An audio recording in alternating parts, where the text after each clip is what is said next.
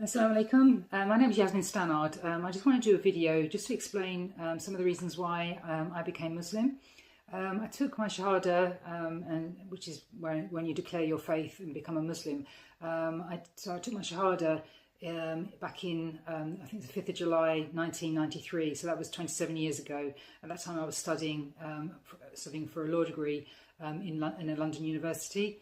But when I look back, it was actually, I can see there was reasons way before being a student what actually led me to actually be open to the message of Islam. And I just wanted to, to sort of explain those reasons. Firstly, I just grew up, had a very happy family life, great family, really close, loving family. And I was just like a typical teenager through my high school years. But for some reason, I just, I wasn't happy with the way that I was living my life, and I didn't feel good about myself. I didn't feel proud of myself, or what have you.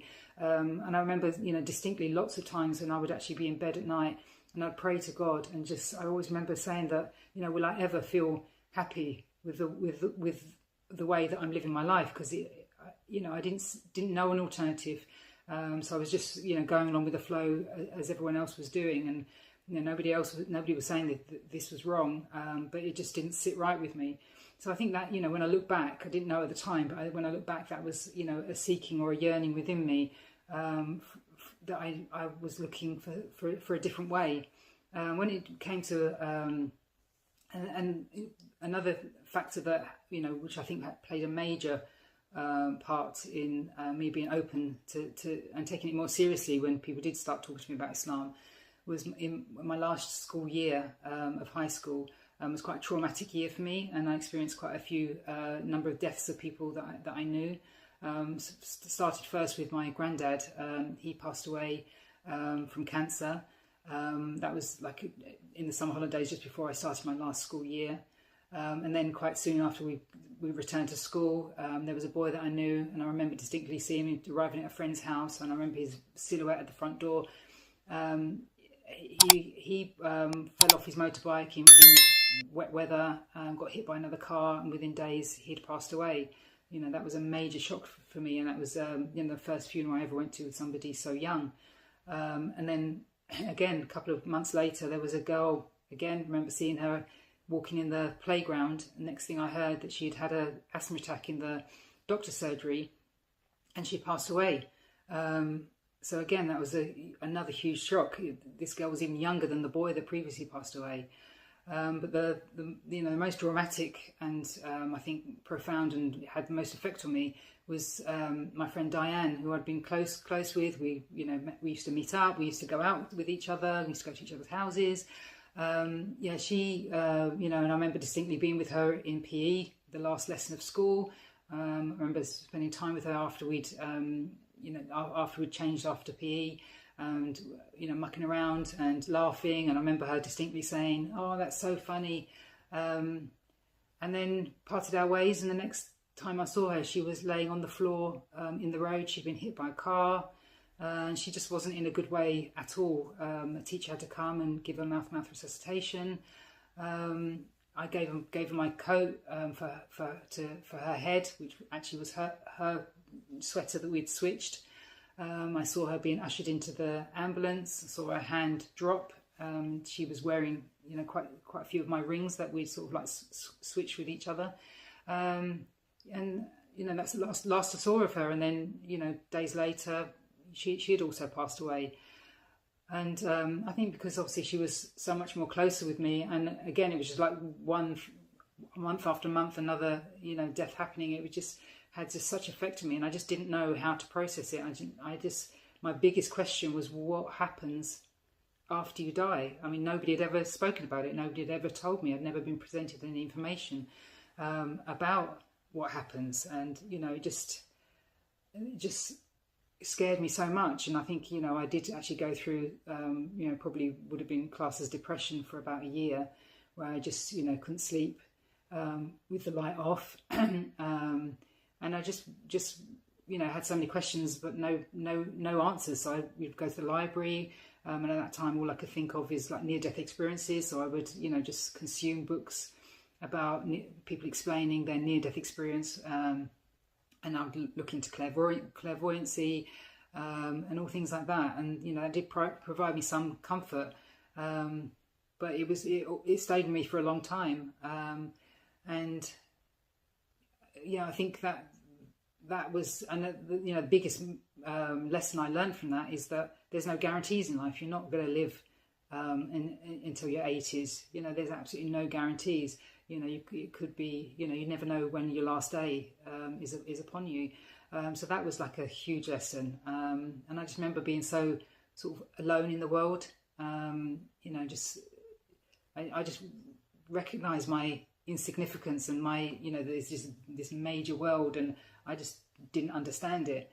And that did have a profound effect on me. It had a profound effect on my personality. But it probably wasn't until I got to university and I met Muslims where, I think, when they started presenting me information about Islam, it just filled a void within me that I didn't even know, I didn't know I had this void. But, when they started telling me information, it just made so much more sense. I think to me now, I think you can't understand this life without understanding the hereafter. When you see the injustice in the world and whatever, there has to be accountability in another realm, because there is no justice in this world. Not everybody gets the justice in this world. And also it was actually the actual prohibitions that spoke to me. And I just, there's in Islam, there's just such a comprehensive way of life. There's every aspect of your life there is a guidance on, and that is what I craved. I craved this guidance of telling me what is and what is right and what is wrong, and I got huge comfort from that. And and I think like the prohibitions, I could see that if I had those prohibitions, they would have been a protection for me. There were so many times in my life where things happened, or things I got into, or things that happened, which I didn't feel great about, and then I could see that if I was living by these rules, then I would have been protected from these things that had affected me in my life. So it was actually the rules of Islam, and just seeing them in its entirety. That if everybody followed Islam as it should be, this is a divine inspiration from God. He's put creation on the world, on the earth, and he's not just going to leave them there to just make up their own rules. He's going to give you an instruction book, and for me, the Quran was that instruction book, and the rules from the sayings of the Prophet Muhammad sallallahu alaihi wasallam were, they gave us all the instructions that we need.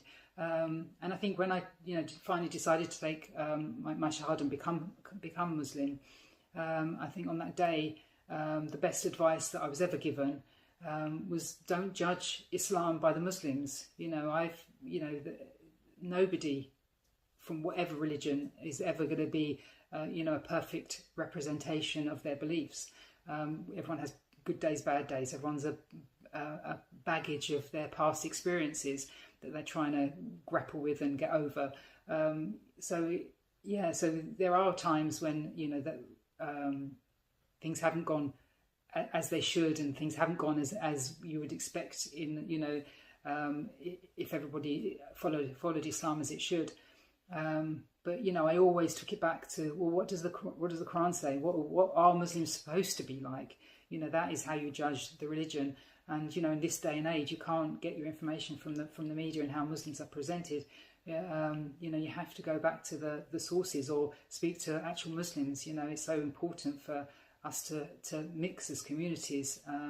So we can ask these questions, and we shouldn't be afraid to ask these questions, even the difficult ones, because we all hear sound bites from Islam of what Islam's about. But go to somebody or seek good knowledge, and that will give you the right information and an unbiased representation of Islam, and judge it from that, and just judge it in its entirety. Don't judge it from just one angle. For me, I've been Muslim now 27 years. Obviously, there's been huge difficulties within that, changing from one way to another, but it's provided me the comfort through all difficulties. It's given me you know, the prayer has just been an amazing source to turn to, and the Quran has been amazing guidance. So yeah, I can't imagine living life without it. You know, through all the ups and downs, it's been the comfort, and it's like the answer of my prayer back when I was 16. That, you know, and I am happy. You know, obviously everyone can improve, but I am happy with the way I choose to conduct my life. You know, the rules I choose to follow, and I'm proud of that. So yeah, so basically that's my story. Thank you. Assalamu alaikum.